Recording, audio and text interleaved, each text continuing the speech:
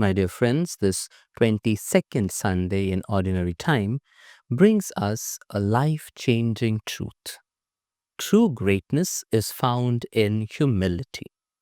From Sirach to the Gospel, we are reminded that God lifts the lowly and calls us to honor those the world overlooks.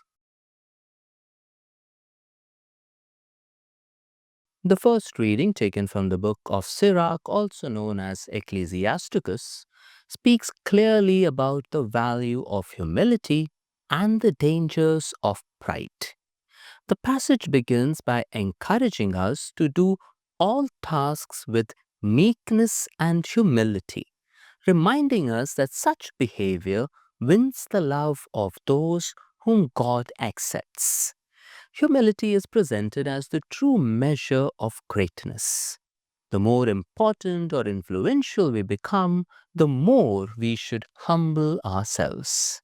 This is the path to finding favor with God. Humility is not about putting ourselves down or feeling worthless, but about recognizing our true place before God and others. It's about honest self awareness and knowing that everything we have comes from God. When we cultivate an attitude of humility, we open ourselves to seeing the goodness in others and in ourselves. We stop focusing on self importance and instead become available to serve and listen, which is a sign of true wisdom.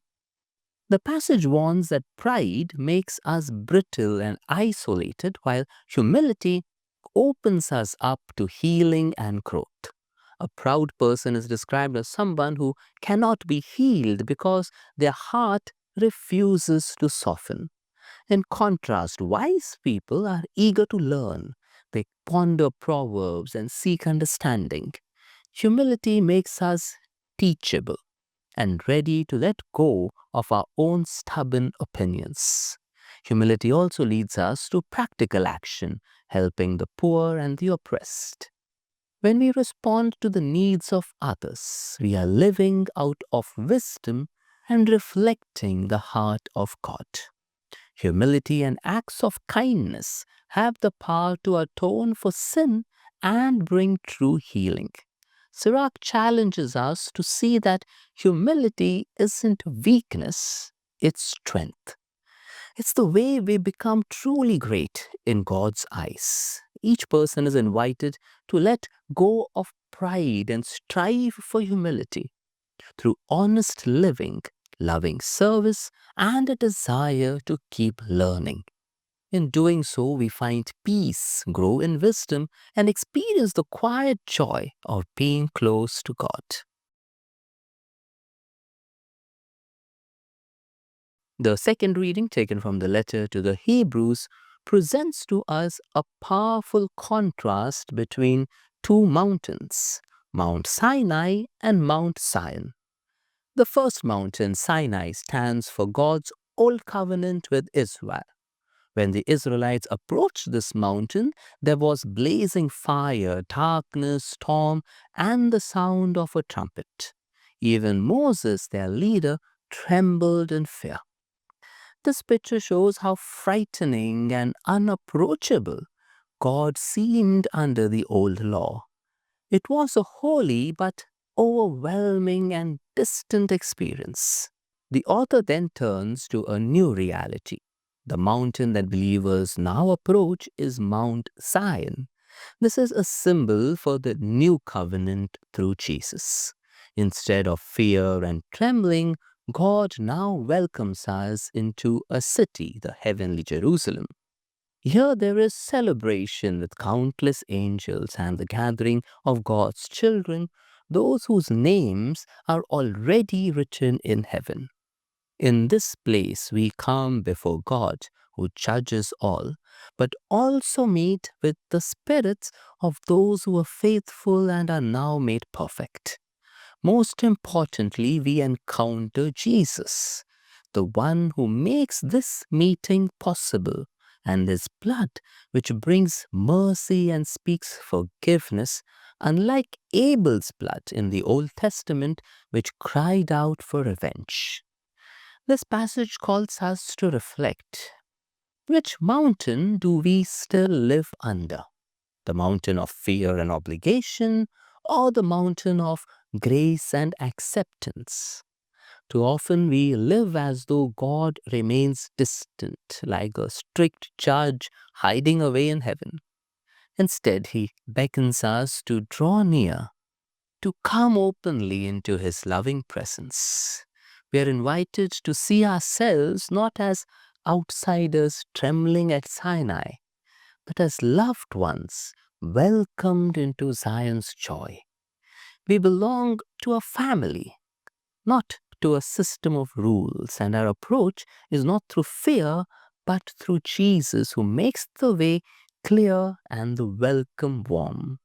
Let us live in that reality today. We can rejoice that we belong not because of what we've done, but because of what Christ has done for us. Would you give up your front row seat at a concert to someone else?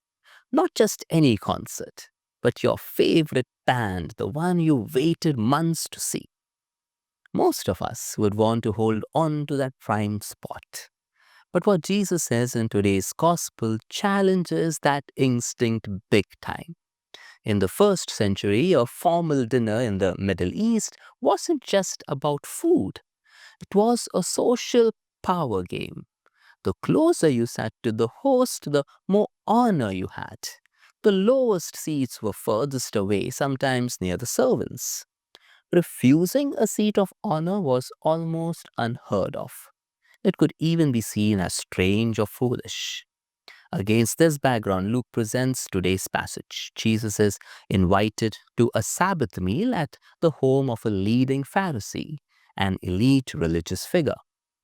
The atmosphere is tense. People are watching him, likely hoping he slips up. Then comes the moment. Guests are jostling for the best places, like people trying to grab the front row at a VIP concert. Jesus tells a story that flips the social script. Don't choose the highest seat, or you might be publicly humiliated when someone more important arrives and you're asked to move. Instead, choose the lowest seat. Then the host may honor you by moving you up.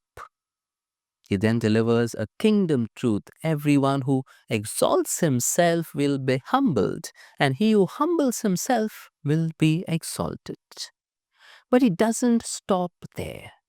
In that culture, meals were used to strengthen alliances. You invited those who could repay you, keeping the social balance in your favor. Jesus shatters this norm. When you give a banquet, invite the poor, the crippled, the lame, the blind. Why? Because they can't repay you. And that's exactly the point. Your reward will come from God, not people. Historically, this was radical. Physical disability often meant exclusion from community life. The blind and lame were considered ritually unclean by some groups. But Jesus pulls them to the center of the table, giving them a place of dignity. Most of us have been taught subtly or directly to work our way to the top. In school, in our careers, even in our social circles. Success is measured in titles, recognition, and the number of people who notice us. In your life, who is sitting outside the banquet, overlooked, unseen, unable to repay you? That's where God's invitation is calling you. True greatness isn't in being honored, it's in honoring others. This week, ask yourself, where am I still chasing the highest seat? Choose one way to take the lower seat, maybe by listening more than speaking, letting someone else shine, or helping someone who can't repay you. In God's kingdom, the way up is down, and the seat that matters most is the one beside the least. May God bless us all.